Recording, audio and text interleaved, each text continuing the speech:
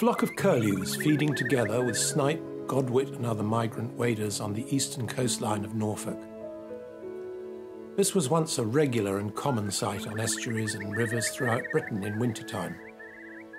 But the curlew, Europe's largest wading bird, is suffering a dramatic decline. Some 58,000 breed here in the British Isles, roughly 28% of all the species of Eurasian curlew.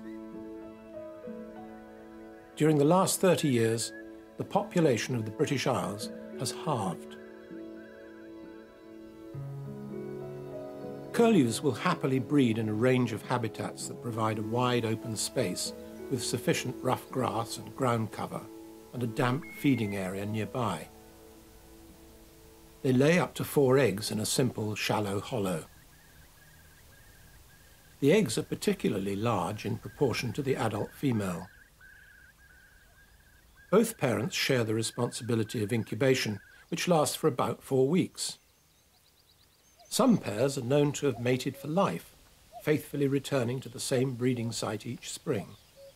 And ringing has proved that individuals easily live for 20 years, and some recorded as old as 40.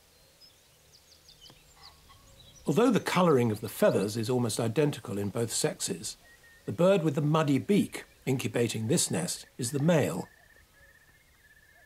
As the population of curlews has fallen, so predation has become more pressing.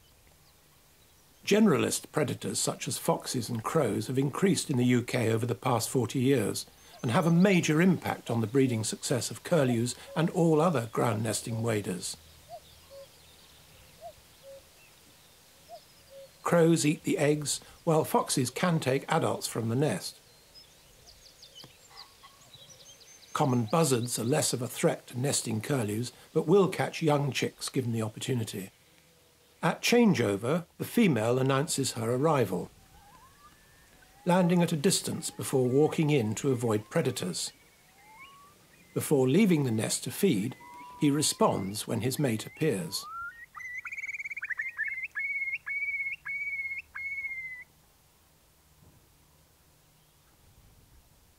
For a brief moment, the eggs are vulnerable to predation by crows until she arrives.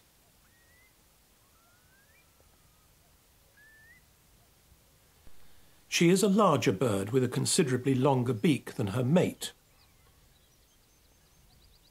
The Latin name for the species, Numenius aquata, describes her beak as shaped like the new moon or a hunting bow. Since the 1970s, the loss of habitat and increased predation has brought about a massive drop in numbers, with lowland and southern England experiencing some of the most severe declines. For a long-lived bird, which was previously so well adapted to various landscapes and moderately tolerant of human activity, it's clear that considerable effort is required to stabilise their falling numbers. The species is now on the red list of birds of conservation concern, giving it the highest priority and need for urgent action. While often described as typical birds of wild heaths and remote moorland, historically Norfolk was not a favoured nesting area. Yet now they can be found breeding in the arable fields of eastern England. And in recent years, curlews have been attracted to the military airfields of the region, which provide the ideal basic requirements of open space and rough grass. Curiously, the birds are completely oblivious to the roar of jet engines day and night. But their tolerance is their undoing. A single flying curlew could destroy a Royal Air Force F-35 jet fighter in a moment if sucked into the air intake. For many years, the Ministry of Defence removed curlews under licence whenever they attempted to nest near runways. But now a new approach is underway. The Natural England licensing officer is Graham Irving. We can't have the country's largest wader nesting close to runways due to the threat they pose to air safety. So under licence, we collect the eggs and take them into captivity to be eventually released as part of this project. I've been working with Pensthorpe Conservation Trust, the British Trust for Ornithology, Wildfowl Wetlands Trust, MOD, and within the MOD, the Defence Infrastructure Organisation, and also several different airfield wildlife control unit contractors. Each clutch of eggs that I collect, I individually number. I transfer them to a portable incubator and then transport them to Pensthorpe, where they are then incubated in captivity. The number of eggs saved from RAF airfields is a significant proportion of the local population. Graham has collected 147 eggs from across eastern England, representing about 40 nests that would otherwise have been lost. 106 of those eggs were taken to Pensthorpe Conservation Trust near Fakenham in Norfolk, the remainder being sent to a similar project in southern England. This strategy is known as head starting, a technique increasingly used to protect rare wildlife species by artificially raising their young in captivity for later release into the wild environment. But to be successful requires the most sophisticated system for artificial rearing of birds and the most experienced handlers and managers. As head of species management at Pensthorpe Conservation Trust, the project is led by Chrissy Kelly. It's our responsibility to look after the eggs when they're delivered from the MOD airfields, and then all the way through incubation, the hatching of the chicks and the rearing of the chicks up until fledge at around 45 days old. Strictest hygiene rules are maintained in the incubation room, as the key to success is to avoid every possible risk. So this is 11-1. Chrissy and her team leader, Kat, received the first clutch of eggs on April the 20th. On arrival, each egg is very precisely measured and weighed. 86.5. Every detail is recorded. Candling, or shining light through the egg, reveals embryo growth after 4 days. The Wildfowl and Wetland Trust has created a formula for curlew eggs which predicts each stage of incubation. Yeah. Okay. Cool. The incubators are set to maintain a stable temperature of approximately 37.5 degrees Celsius. To mimic parental behaviour, the eggs are turned automatically every hour to ensure good embryo growth during the 4 weeks of incubation. It can take 2 or 3 days, actually, from the first pit, seeing the egg chipping out, hearing the chick call, and then at the very last, when they're very close to hatching out, that last push and seeing the chick, it's an incredible sight.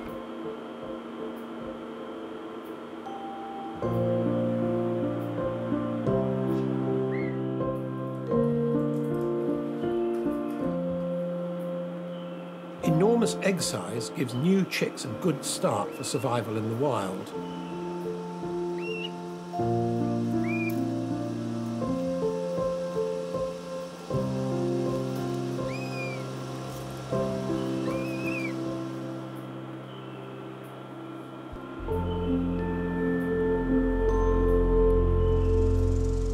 Meanwhile, the team has time to prepare the outside runs. The runs are protected from avian predators with nets overhead and heated hutches provided for each new brood. This is a sophisticated, well-tried method developed by rearers of many species of birds throughout the world. Once hatched, the chicks are moved to another drier incubator to dry out and fluff up, and here they will absorb the rest of the yolk. When the chicks hatch, we put individual rings on them so we can follow that chick all the way through until they're released. Once fully dried off, they're transferred into the nursery containers, kept warm with infrared heat lamps. And the brooders, the chicks are given a blanket and a soft mop mum to huddle into for comfort. But most are very happy just to relax under the lamp. Clearly, this situation of complete safety is far removed from the dangers faced by their wild relatives. These birds receive meticulous care and attention to detail. For them, it's a period of discovery. The chicks are instinctive foragers and soon start exploring and pecking. On offer is a special pelleted food that will be their main diet throughout.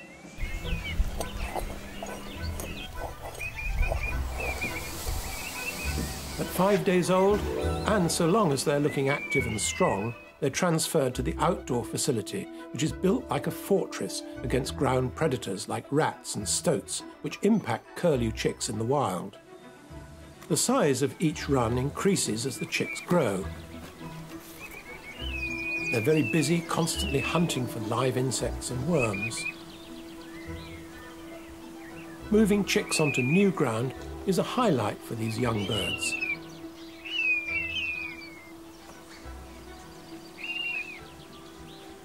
Being such instinctive foragers, they soon find lots of new food.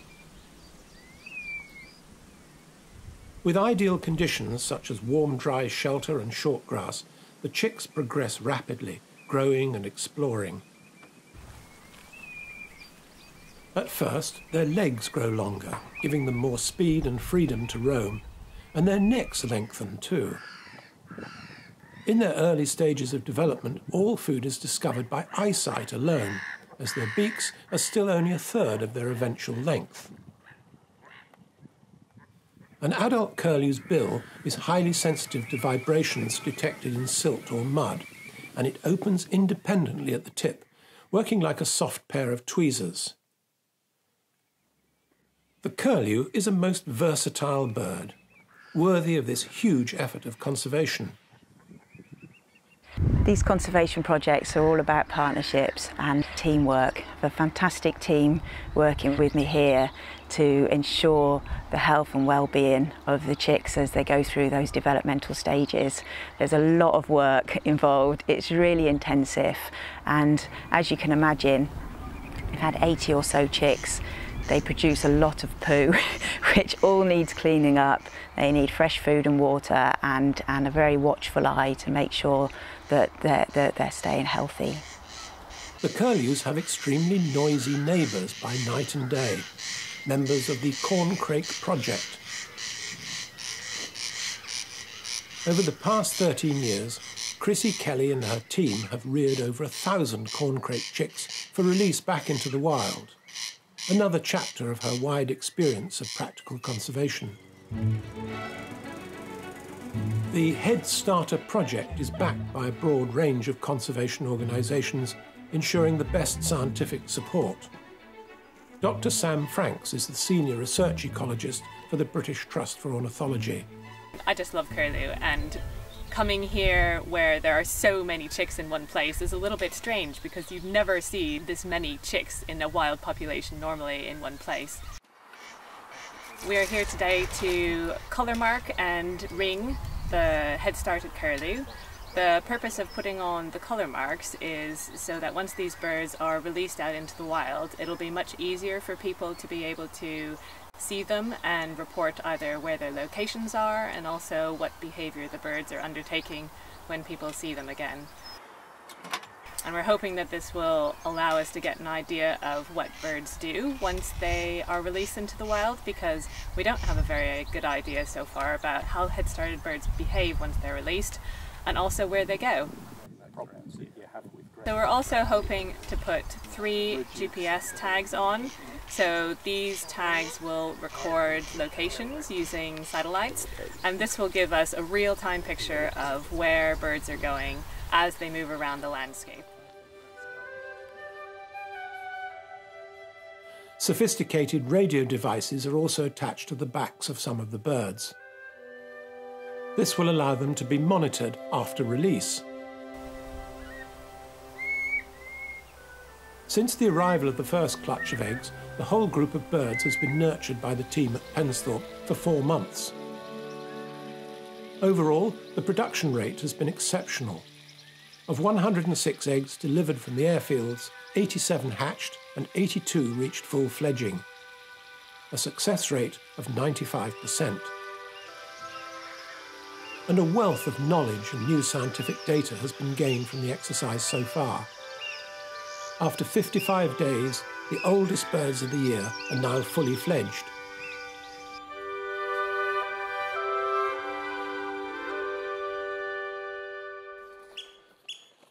The neighbouring oystercatcher heralds the beginning of the final part of the head-started chick's journey. Transfer to the first release area.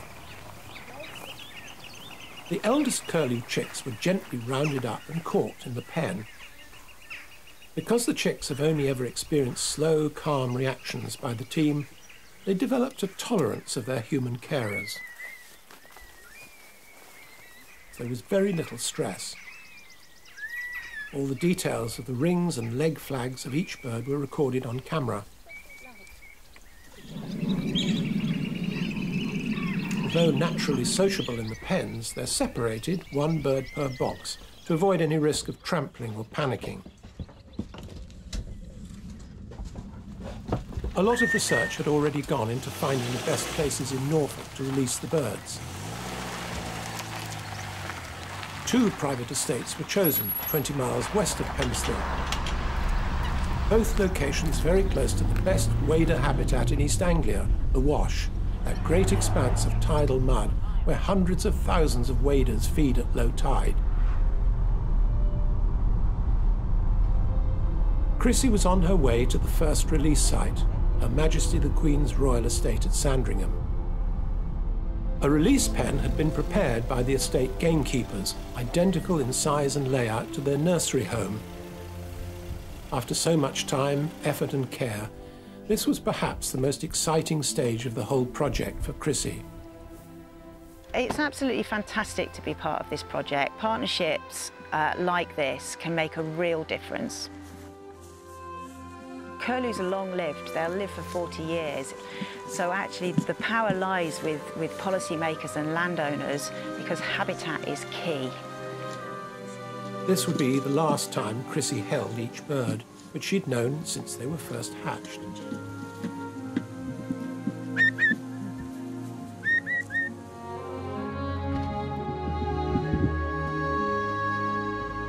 The next release site was on the nearby Ken Hill estate, a secure area of wet grassland barely a few wing flaps from the eastern shore of the Wash. This is one of the first times that curlew in East Anglia will be released into the wild in Norfolk, and hopefully it will restore a population that, like many of the other curlew populations around the UK, is declining. This project really means hope for curlew for me. I'm really looking forward to seeing the birds release. When you've reared birds in conservation breeding programs, that moment of release is just the best part.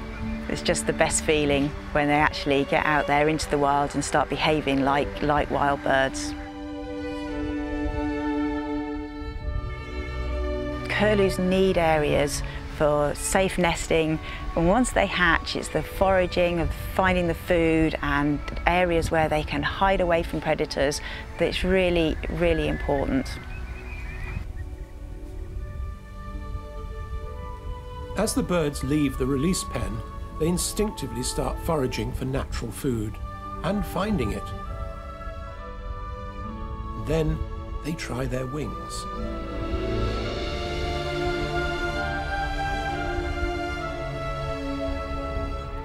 Meanwhile, at Sandringham, after about a week in the release pen, the birds had settled well during their final days of captivity. On the morning of the 27th of July, His Royal Highness the Prince of Wales was present to witness this historic moment. He was accompanied by the Chair of Natural England, Tony Juniper. The procedure was simple. Jamie the gamekeeper and Chrissy quietly removed the end panel.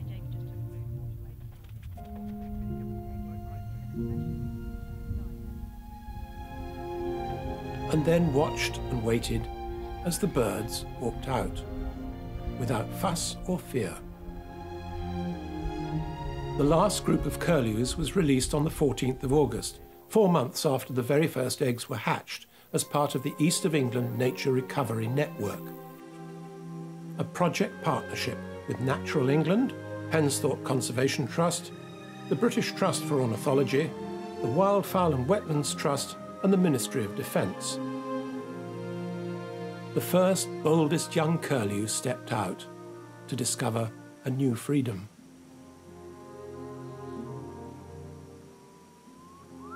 The royal presence on this last day was a fitting endorsement of a team effort which saved around 120 curlew chicks this summer, hatched from eggs that in previous years would have been destroyed to maintain the safety of aircraft. The Prince of Wales has long cherished the call of the curlew, the most evocative song of any wild bird, which he feared was in danger of being a sound our future grandchildren may never have the chance to enjoy. But as a dedicated wildlife conservationist, Prince Charles was delighted to play his part of the first curlew head-starting project in Norfolk.